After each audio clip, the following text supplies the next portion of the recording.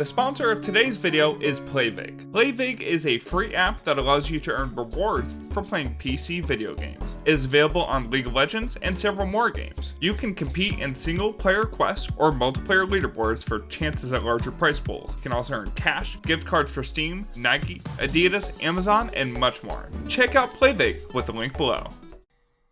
Hey guys, for today's game we're going to be playing Hail of Blades TRYNDAMERE versus Mordekaiser top lane. Hail of Blades has always been kind of a contentious keystone for TRYNDAMERE to take just because of the fact that lethal tempo lasts a significantly longer period during a fight. But there's one thing that a lot of people don't talk about when they talk about lethal tempo, is just like how good of an early keystone this is. Just like with that right there, I didn't even need my ignite and I actually was able to kill the Mordekaiser. So, a big part of that is just getting those first 3 auto attacks off extremely quickly, which allowed me to build up Fury very quickly to get, extended, to win the extended fight just because I had all the extra rage with the crit chance. Plus, it was a Mordekaiser who took an extended trade with me at level 1. And, I may have crit him.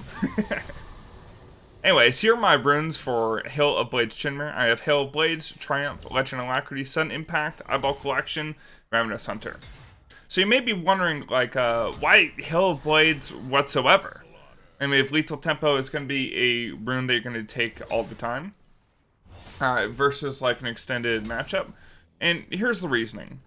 So you ever gone to a game where it's basically just your first 2 or 3 autos that matter in a team fight, and then you either get CC'd or you get knocked back, or maybe the target that you were attacking was able to cut you out? Hail of Blades, the way I'm thinking about it, might be really effective in cases like that where you might not be able to make use of your lethal tempo. They're going to cut out your lethal tempo proc. Or, maybe something like Jax, where he's just going to be able to counter-strike the entire lethal tempo proc, make sure you can't activate it. So I want to try it in a few matchups, but for this game, I'm just going to showcase like how we're going to play around it and how we use it effectively. So the biggest thing about Hail of Blades is that you cannot regenerate it while in combat, which means once you use your Hail of Blades proc, you must be out of combat for 3 seconds in order to get it back. So that includes, like, say you're playing against a Teemo or Darius or something, and they have, like, those damage over time effects, or maybe they have something like a Leandries. Like, those items can kind of counter Hail of Blades just because it's going to be hard to get out of combat, just because they have those persistent damage effects to keep you in combat. So I would not suggest Hail of Blades into something like Darius, but something like Mordekaiser, who doesn't have any of those dot effects, it could be really good against. Awesome. So we're able to make use of that. Now, I think for those 2 trades, like, that I've taken that have turned into all-ins, lethal tempo actually would be better there. However, I'm thinking later down the line, Hail of Blades might have a pretty big effect. Now, we gotta remember as well, Hail of Blades is a constant 110% attack speed buff, which does not get bigger as the game goes on, but, I mean, it's not low even from level 1. It's 110% attack speed even from level 1, which is an actually insane AD boost. Another thing I want to mention with Hail of Blades is that the attack speed boost is instant, which means you get the instant effect as soon as you spin in and start auto-attacking. You don't have to wait for a ramp-up time like lethal tempo. So, we're going to go the standard build that we usually go with lethal tempo, but we're going to run it with Hail of Blades. And here's one thing that's going to happen. We're going to spin in, once we get our items, once we get about 2-3 items, 100% crit plus 40% CDR. We're going to get our items to get that. We're going to spin in, we're going to double crit basically instantly, spin again, and then get another critical strike with the enhanced attack speed, and we might be able to get 3 spins in the span of about 3 seconds. Without any kind of preparation or anything beforehand, like you would with lethal. to make use of it. And I think this will give us a lot more burst damage, especially against squishies like they have later in the game. Might even help in the 1v1, because spinning into Mordekaiser and instantly being able to build up your spin, so that maybe I can use my spinning in to maybe dodge his E, his little pull thing, could be pretty effective.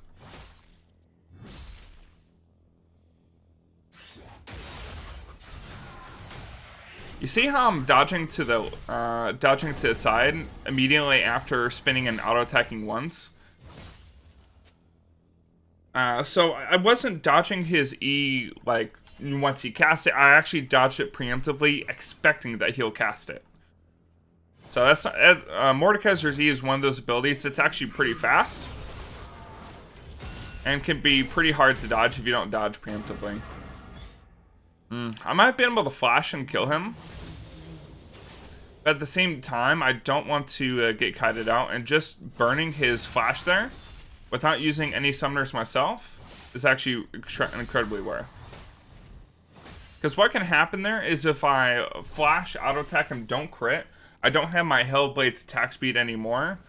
I can get kited under turret, and that could be pretty bad. So I'm just gonna take the small win of burning his flash and just roll with it. Plus the fact that he had his shield ready, right? So it would have been incredibly hard to kill him with 1 or 2 autos. Let me just get this one last plate, and then I'm going to back off. So one thing you guys also need to make sure you do when you are taking plates is you kind of try to calculate based off his movement speed, how fast they get back to lane, what time you push them out of lane, or if they died or whatever, making sure that you check the respawn timers to see how many plates you can actually take without losing anything in return. So you also have to take into consideration how fast they wave clear. So the fact that I was able to get 2 plates and I'm going to be able to get back to lane before he's able to push his wave in all the way is perfect. That's exactly what we want. But if you run into a situation where maybe you're against like a Tiamat Aurelia or something, and you try to go for that, you know, 2nd or 3rd plate, and then you realize that, oh, they got back to lane right as you're leaving and they're able to instantly shove in the lane and deny you a whole wave of experience, that is not worth. And you should have backed after the previous plate, and you shouldn't have greeted for another one. So how do you tell? It's just experience. You know, that's the biggest thing. Just knowing like the enemy champion, how fast they can back to lane. Say if you're against like a Riven or something, you know, that guy has infinite dashes essentially to get back to lane. Basically no cooldown. Or maybe they have ultimate, or maybe you're playing against like a Pantheon or something. They have ultimate that will allow them to get back to the lane pretty quickly. Oh, he actually dodged it there. Something I didn't mention as well. When I was hitting my W's on Mordekaiser before, a really good time to try to hit your W on Mordekaiser is immediately after your Qs. Because players instinctually will like Q and then click back. Immediately after their Q. Oh wait, oh, he's right here.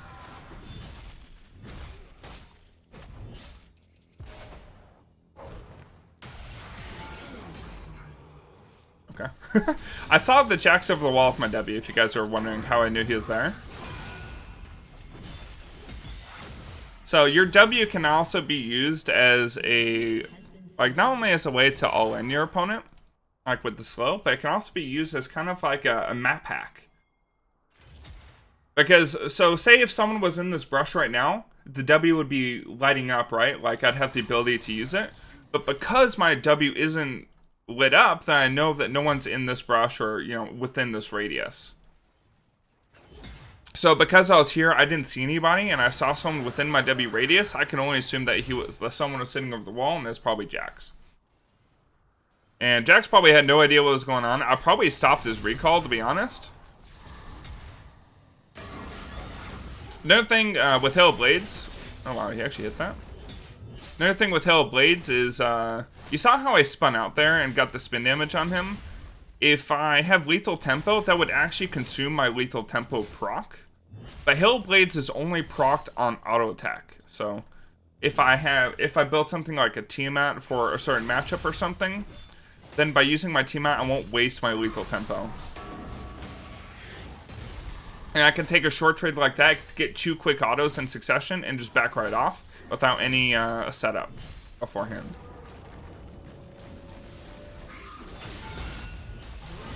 Okay. I didn't even have my Hell Blades there, but he was kind of trolling, just sitting under turret waiting for me to attack him. You probably should have tried to do something. Okay, their Ahri is pretty fed. Oh, 21 Smurfies getting beat up though.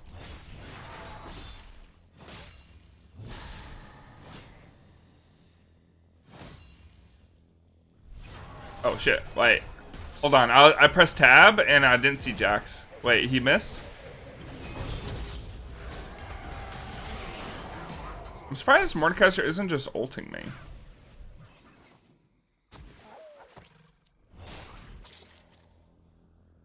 Okay, Ahri's headed over. I'm just gonna spin over and head towards topside. Head towards my turret. So I was watching the minimap to kind of check for that. Alright, so I'm staying on 2600. My bot lane, 1 lane pretty hard. Mid lane, I mean, he's got 3 kills, but I would consider him to be behind just because he's behind in levels and CS. And let's do this. My next item will be a Sheen. That way I can get my 40% CDR. Because unlike when you take Lethal Tempo, I am not taking Transcendence on this. I really want Triumph. Triumph is really good on TRYNDAMERE. Just because with Triumph, you can survive that 1 extra turret shot.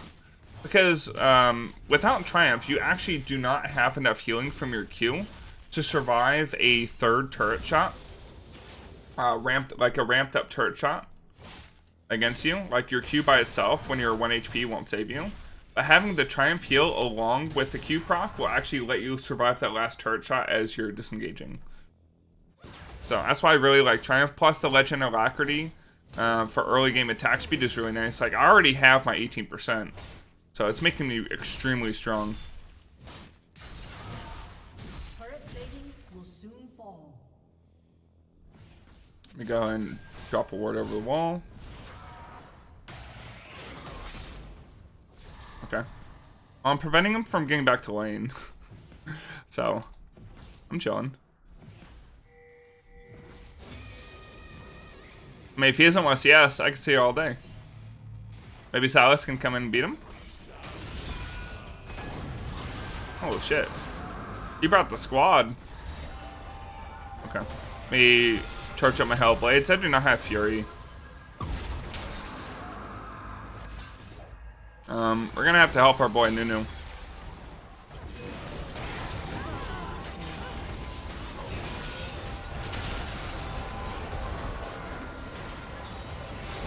I took a good amount of damage.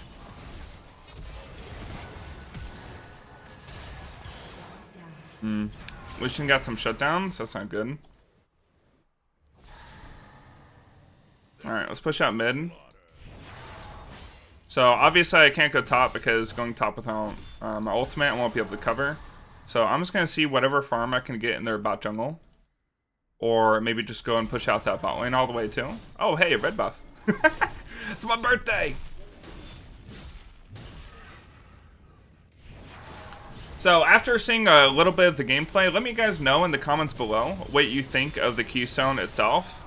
I'm thinking this Keystone might also be pretty good in the jungle. As like more of an early game Keystone, just because you'll have that extra attack speed early on for early game trades with or ganks. So I'm thinking that could also be a good use of it. Or maybe you guys think I could have a different rune setup to make more use of the Hell Blades. I was thinking maybe I could take something like Inspiration. That way I could have the approach velocity to be able to stick on my opponent a little better, just to guarantee I get the 3 auto attacks off. Or if you guys just think Hell Blades is absolutely shitty, I should never use it again, you know, let me know. I personally think it has its place. In some situations and some matchups. I would say this is a very niche Keystone to take, especially since TRYNDAMERE does not have an auto attack reset. But you know what I could do? Is I could create an auto attack reset with to tank Hydra. So I think I prefer getting the CDR and everything a little bit early. What the heck?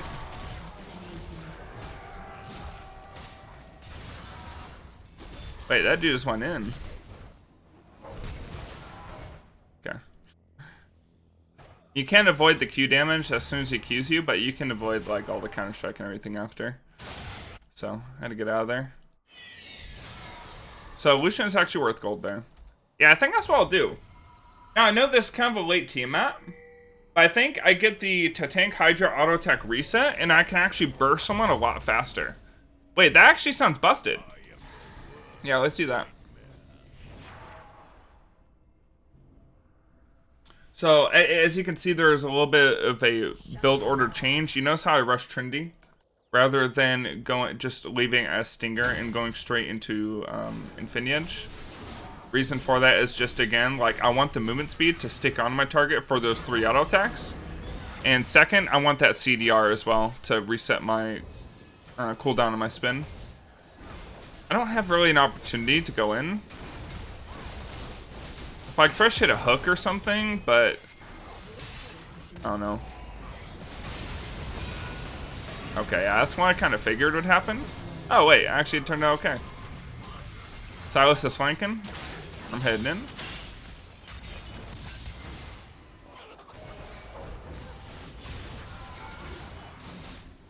Yeah. I missed my W slaw. Unfortunate. Let's go up top side. We're actually really fed. So we have 158 CS in 18 minutes, which is like decent. I could be doing better. But more importantly, I have 7 kills. And I've gotten the turret top and the plates as well. Which has made me insanely strong for this game. And they're all level 10. I'm level 13. And levels have big impact in this game, especially for TRYNDAMERE, who has big reliance on his base stats for fighting.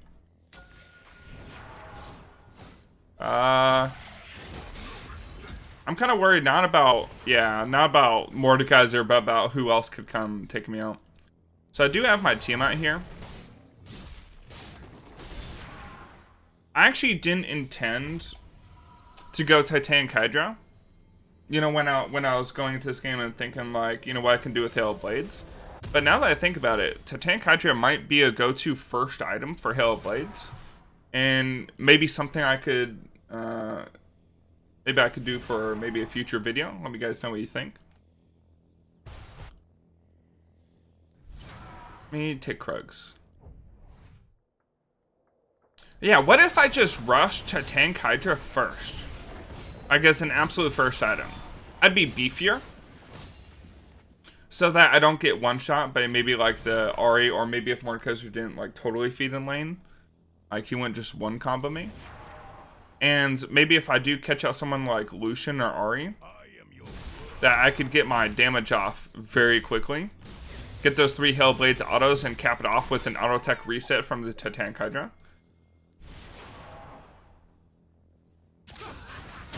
Looks like there's a fight going down over here. I kind of want to be a part of it. My team's ahead, so I want to fight.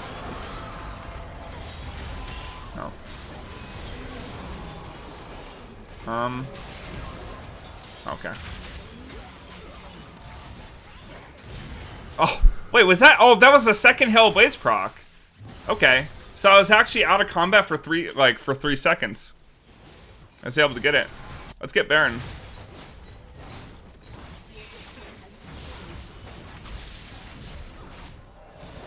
Okay. Our team wants to push mid. I pinged the Baron, but no one rotate over.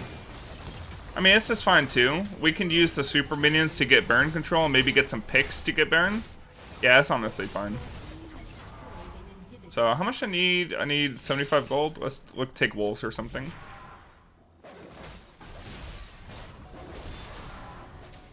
Something I did there. You guys notice how I used my Q right before I killed those wolves? It's because I get the heal, put my Q on cooldown, and I start building up Fury for my next, you know, maybe for like my next Q or to, you know, for another fight. But that's something I consistently do when I do jungle camps where I'm like clearing out minions. If I know I'm about to clear out a bunch of minions at once and I already have full fury, then I'll just Q, consume my fury, and then build my fury right back up. Let me head over, see if I can protect him, or maybe get a kill. Holy! I mean, I know this guy's 0-6, but like, that was 5 autos, and those autos came off very quickly, and that was through his shield. So he had his Conqueror stacked, plus he has Rylai's and Tabby, I mean his Mordekaiser too. Which, Mordekaiser is just innately, like, pretty tanky. And I think I burned through his shield too. I want to see what I do to Squishy. Alright, let me get on that Lucian or Ahri. Maybe this one. Oh. Well, I mean, Nautilus. Wait. Oh! Wait!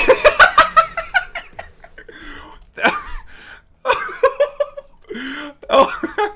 No, it's just like, well, what can they do? Oh, that damage.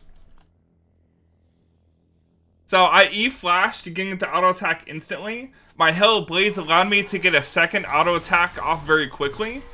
And then, like, as soon as that second auto attack finished, I had to tank Hydra, just pummeled that Ahri. Okay, I like to tank Hydra, not gonna lie. That's pretty good. Again, looking for the dodge. Get out of turret range. I mean, this guy... Okay, it's pretty much over. My team did Baron while I basically 1v4'd bot lane. I mean, it's like 2 1v2s, but you know what I mean. Okay. So that was without Infinity Edge. So we're gonna get Infinity Edge here pretty soon. I mean, the game might end. We'll see. Oh, I really want to get Infinity Edge so that way I can test out my damage with not only the 100% crit, but also having just the Infinity Edge crit damage increase. I think my team ends though, before I get to test it.